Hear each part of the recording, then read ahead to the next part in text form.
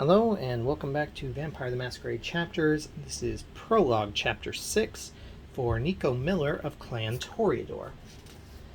Last time we played as Nosferatu Luciana, who had encountered a Sabbat priest in the sewers and was needing to feed prior to going to tell the rest of the Camarilla about that. This is Nico. Nico Miller was meant to be a Toreador. During their living years, Nico was a talented artist who specialized both in painting and sculpture. Although they lived off their art, they weren't particularly famous and could barely afford the essentials. Their close friend, Philippe Charest, confided in Nico the truth of his condition. For years after learning about it, Nico begged Philippe to help them, to embrace them. They wanted to see how the vampire condition would alter their art and what kind of perspective immortality would give them. Hesitant at first, Philippe made Nico wait so they could both think the decision over. Eventually relenting, he embraced them one night during a retro party. Nico has an eye for beauty, but they don't share the superficiality and vanity all too common with the Toreador. Gifted with a sharp mind and a good heart, as well as strong loyalty to those they care about, even after the embrace, Nico has remained on good terms with their mortal friends. The recent disappearance of Philippe and other vampire acquaintances of Nico's has affected them deeply, and they strive to find justice for their associates and to discover who was responsible for the whole ordeal. So Nico has 2 physical, so we have 4 health again. 3 social and 2 mental, so 5 willpower. Let's get into it.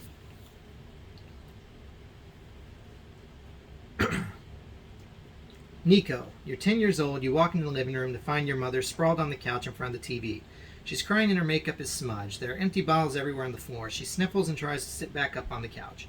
She then turns to look at you. Your eyes are fixated on her red nose. She gestures towards here. Come here. Nico. Nico! You snap out of this unwelcome flashback to find your best friend and sire, Philippe Ducharme, staring at you. His eyes are bloodshot, but he's lacking that characteristic red nose your mother had. Are you okay? He inquires. He leans towards you and reaches out to gently squeeze your shoulder. You smile and shake your head. Yeah, I'm fine. You sure? He insists. You nod and glance around his mile-end condo. It truly is stunning. Right now, you're just lying back in a beanbag chair. Next to you are 2 other Toreador, Delroy and Talia Lair. They're talking mostly about local kindred gossip and giggling intensely all the while. Nico? You snap out of your daydream and look back at Philippe. Next to him, lying in another beanbag chair, is a ghoul with their forearms exposed. The man looks completely intoxicated, most likely from ingurgitating a mixture of drugs and alcohol. Your eyes briefly rest on the bite marks on both his arms before returning to Philippe's red eyes. You internally sigh. He also looks like he's barely holding on to consciousness. I think I'm a bit fucked up. You think you could go get me a blood vial so I can, sober up a bit? He slurs. You can tell he's trying his hardest to appear fine. You agree to go fetch the vial for him, hoping they'll help him, at least until the next time this sort of thing happens. Philippe reaches for the table before you and grabs a notepad and a pen. He then scribbles something quickly before ripping out the sheet of paper and handing it to you. There, I wrote down the address for you. When you get there, talk to Alex Simard. He might have some drinkable stuff, and he owes me a favor. Who is Alex Simard, you ask? You hear the other 2 vampires snickering in the background, but decide to ignore them. He's referred to as the Haggler. Basically, he's this thin blood who can get you almost anything as long as you can exchange something for it. He grimaces and lies back in order to be more comfortable. I'll be right back. You hastily get up and head towards the exit. Then make your way down a flight of stairs. You open the entrance door and walk out. A very enjoyable fresh breeze welcomes you the second you step outside. You're glad to use this as an opportunity to clear your head. Objective: get Philippe's blood vial from Alex Simard. Read Event 1. Which is on page 51 of this little booklet. An odd situation. You walk briskly, focused on the note you're holding. Occasionally you look up and scrutinize your surroundings, scanning the different addresses as you pass by. Finally, you stop and look up. To your surprise, there's a man standing in front of a closed garage door. You hear shouting and screaming from inside the building. Looks like this is the place. The way the man at the entrance is glaring at you, you're assuming he's not just going to let you through. Time to find a way to break in. Huh. So this one is a bit different in that it doesn't really as much hold your hand on this one. So we are there. The ghoul is there. We can have a dialogue with the ghoul. There are these power tokens, and then there's 3 investigation tokens scattered around. So let's start. We've got athletics 2, so we can move to. Also, we've got aspects 1 and presence 1. So we have Sense the Unseen and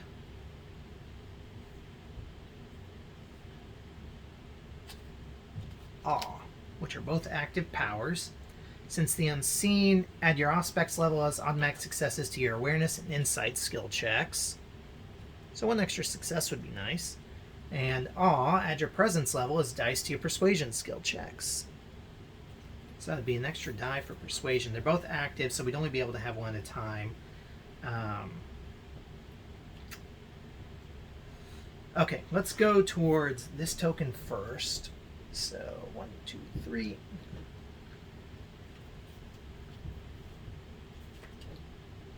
Token 1. Action token number 1 is on page 53. Turn off the lights. You can look up to find a street light right above your head. 1 quick glance at the ghoul in the back tells you breaking the light might be a good idea if you want to sneak past him. Make a physical plus athletics check at difficulty 3. So we've got 2 athletics and 2 physical. So we've got 2 of the 3 successes we need. We have no hunger right now. And we got no successes, so we are going to spend a willpower to re-roll both of those, which is 2 successes. So we got 4 successes. Success, 3d4. Complete darkness. You look around, find a brick on the ground. You throw out the street lamp and manage to break it. You are now in complete darkness. This alleyway was only already dimly lit, but now it's become very difficult to see. Thanks to your Auspex discipline, you can see just fine in all but complete darkness. The ghoul will have trouble seeing you. However, with your increased sense of hearing, you discern his now loud heartbeat and other signs of nervousness. He doesn't like being in the dark. You detect his footsteps as he runs away. The sound of a car door swinging open, then shut resonates. He won't be bothering you anymore. Remove the ghoul from the tile. Set action token number 4 on the designated spot. So the spot where he was is now getting an action token. So let me find that real quick. Action token number 4.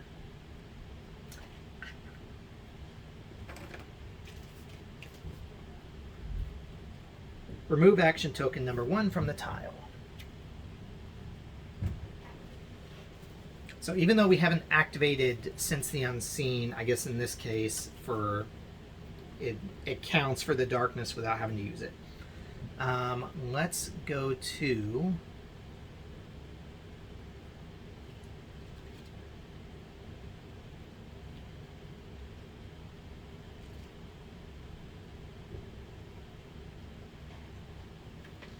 wait a second. Okay, yeah.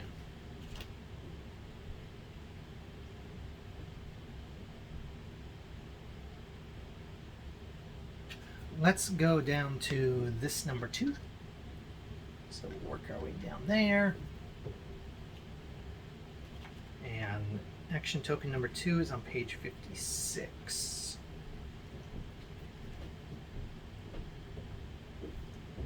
You make sure the ghoul doesn't see you and walk towards a truck. You assume there could be something of value there. Something is preventing you from searching the area, however. It's a security camera. Disarm it to search the area without being seen. If the ghoul is not on the tile, read event 6. Otherwise, make a mental and technology check. So we got rid of the ghoul. Pro move. Philippe used to work in tech, so he taught you a thing or two about the subject. You find a couple boxes, which you stack together. Thankfully, the small eye is dark, so the ghoul doesn't spot you. Oh, he's already gone. So climb on top of them, take a look at the wires. Your face brightens. Yes, you remember Philippe's words on the subject. Easily disconnect the appropriate wires. Camera stops moving disabled. Oh, so investigation token 3 is not supposed to be there yet, even though it shows on the map as already being there. Yep.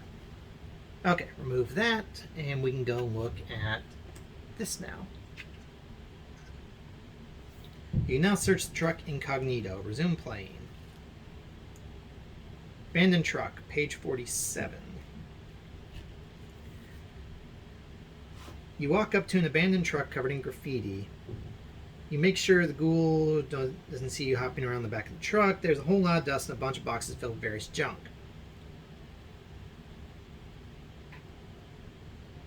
Okay. You decide to search through the box to see if you can find anything interesting. Make a mental plus search check. So we have 2 dice. If we get 0 to 1 successes, we read Investigation 1. If we get 2, we read Investigation 2. So, and our Auspex power would not help with this, as it would only help with awareness and insight. So, we're going to spend another willpower to reroll this one. And we got our 2 successes. Abandoned truck. After scavenging through the inside of the truck, you cuss to yourself. Nothing. You could have sworn you'd find something useful in here. You crowd the truck, and that's when you spot it. A ladder. Perfect. With the angle in it, with the angle it's in, you could have missed it. Remove investigation token area 3 from the tile. You walk to the side of the building, place the ladder against the wall before slowly climbing up. Read event E10. So I guess we're not going to find out what that token number 4 was. Okay, event E10.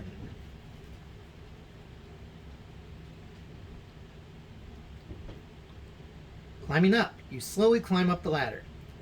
Set action token number 3, phase 1, and your character on the designated hexes. Okay.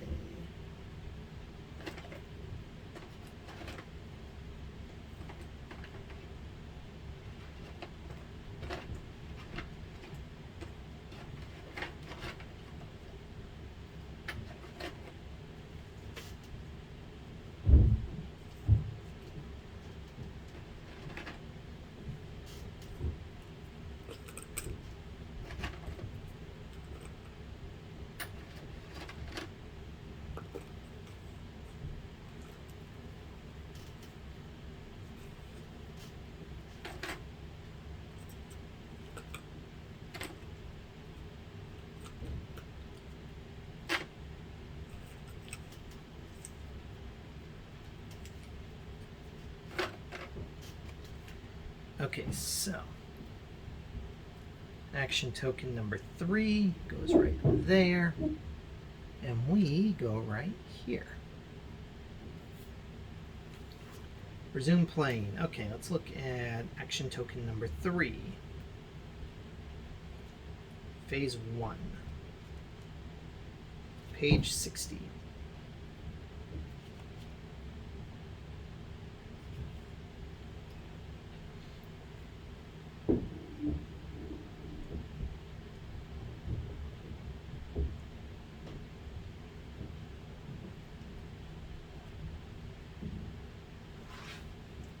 Oh, okay, this is just to get on the roof of it. Got it.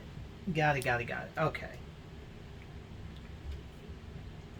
So, let's look at investigation number 1, which is page 31.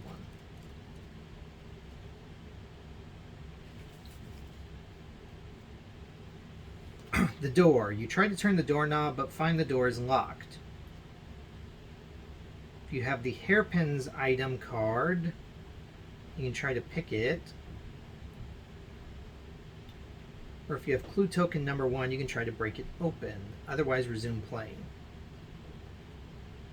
So,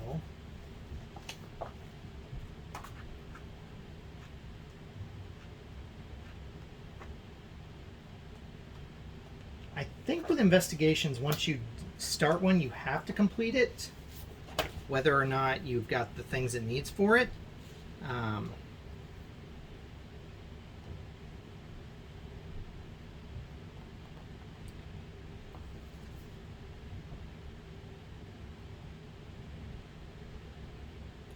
During an investigation sequence, players can perform the following actions in no particular order. Choose one of the options listed under each corresponding page, use the blood, or use willpower. Okay, so option 3 is resume playing, so we can leave that alone for the moment.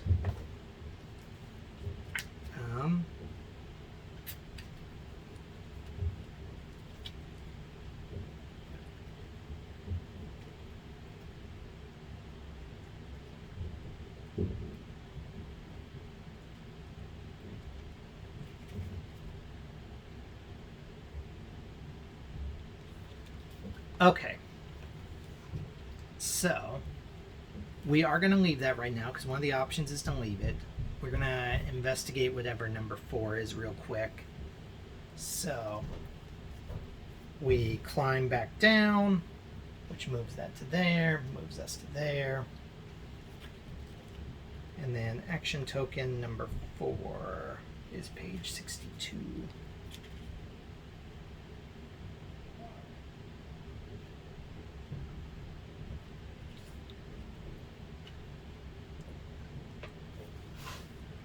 Entering through the garage. With the ghoul gone, you now have access to the garage. You pull up the door and realize it was unlocked this whole time. You make your way inside.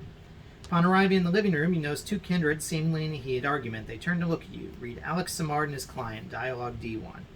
Now, well, sometimes that'll happen. You have no idea what options will make. So, page 17. Angry client, where the hell is the package I ordered? Yells a tall kindred in a shorter, bespectacled one. Now, Remy, I promise your package will arrive soon. No need to be so angry. Don't you talk back to me, you little shit. You had one job and you couldn't even do that. I demand to get the damn thing now. You look to both kindred and clear your throat. This seems to briefly calm down the one named Remy. Meanwhile, the other kindred turns towards you. He looks like he's feeling an odd mix between amused and annoyed at the moment. Remy furrows his brow, his beady eyes watching you with suspicion. Excuse me, sorry for interrupting, but are you Alex Simard? You ask the ginger vampire with the more laid-back attitude. I am, the nerdy vamp answers chirpily. Hi, I'm Nico. I came here to get my sire's package. Alex's smile grows wider as Remy huffs. Read D2. D2, Angry Bruja. Of course, Philippe's your sire, right? I have his stuff right over here. So what, you've got that neonate's package ready but not mine? With his mannerisms and overall appearance, you assume the man is a Bruja. Sorry, promise it'll only take a minute. Before the other kindred can keep protesting, Alex goes search their drawer and takes out package, which he then hands over to you. Here, thanks. By the way, I have an entire catalog of other stuff if you want to take a look. The other man growls angrily. Think you're forgetting my package there, Thin Blood.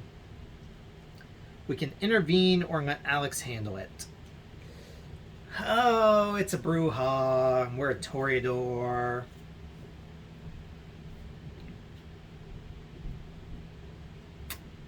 We are going to do...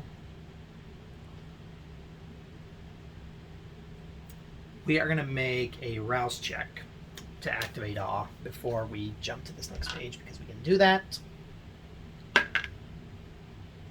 We fail, so we do get one hungrier. So we now have one, but awe is active. So we get one extra die for our persuasion skill checks. Intervene, D3.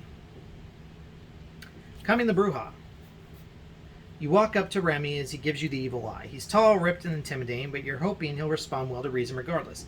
Pardon me, sir. I do believe Alex is doing his best, but I don't think he intends to keep you waiting. Try to convince him to calm down. Make a social plus persuasion check, difficulty 3. So we already have 2 successes. And we now have 4 dice, one of which is going to be a hunger die. So we need 1 success. Which we got. Success, read D5. Good with words. I know it's none of my business. You're damn right, he shouts back at you. But still, I'm sure Alex is doing his best and will have your package soon. Then turn towards the ginger vampire. When are you supposed to get it?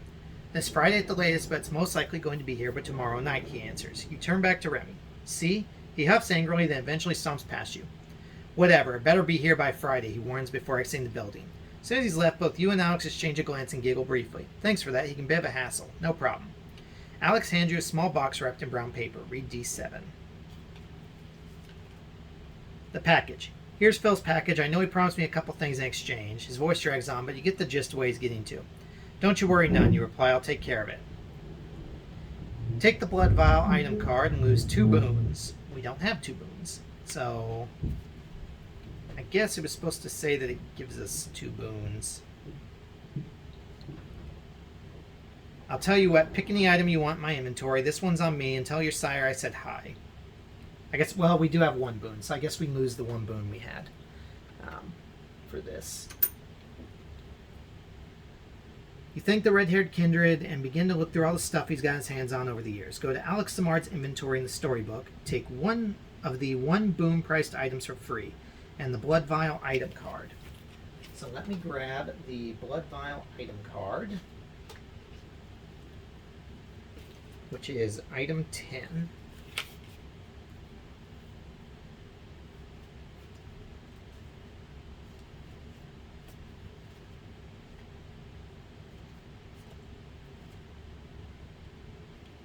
Okay. And then item worth 1 boon. Let's see. So here's our blood vial. Decrease your hunger by 1. So we are going to jump to the back of the storybook because Alex's inventory, which is right there. Thin-blooded, 14th generation, past worthless. Alex Simard has heard them all. A pariah within the Camarilla, Alex's on life was met with challenges night after night. No one would pay attention to his plights, nor should they. He is, after all, less than a vampire in the eyes of the ultra-traditionalist Camarilla. This hasn't stopped him, however, and Alex soon found a way to make himself necessary for the Montreal kindred. Alex used to run a pawn shop, small business he built from the ground up. That means that he knew people who could get things, knew where to find them, and knew who to sell them to. He thus began to rebuild his business, but this time focused solely on vampires' needs. It took years for it to amount to anything. These days, Alex is no longer known as the vermin of thin blood, but instead is a man that can get you anything.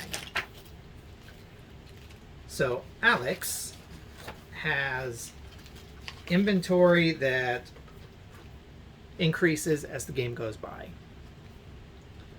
What follows are the items Alex Simard currently has in his inventory. As the campaign progresses, Alex will be able to get his hands on more items, better gear, more potent blood, stronger weapons, you name it. Alex's inventory is split into 3 sections. First one's available from the first chapter onwards, so we're only going to be able to pull from that.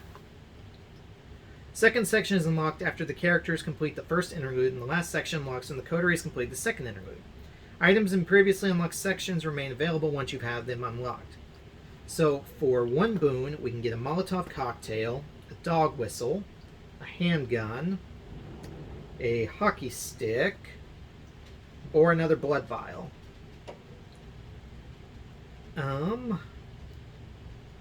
Honestly, I think the dog whistle could come in handy. So let's go with the dog whistle.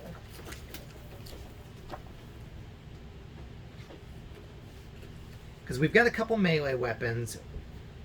We've got a blood vial unless it makes us lose it here in a second, which it may, but dog whistle was item number 2.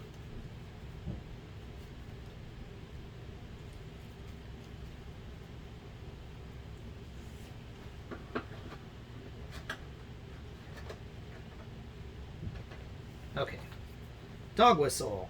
+1 die to your skill checks against any animal NPC. So that's actually really useful if we come up against animals, which who knows, we may not. I believe that said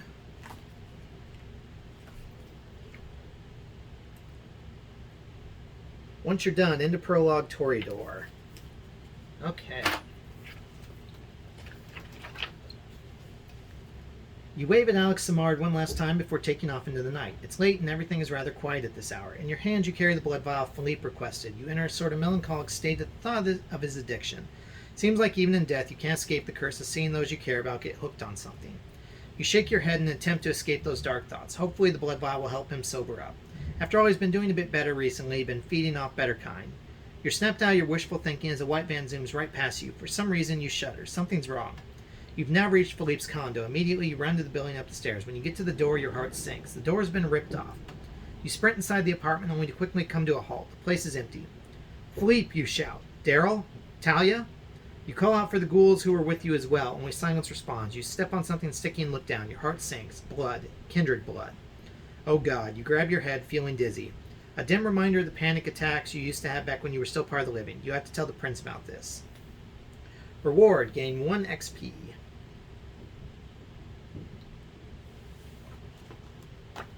Okay.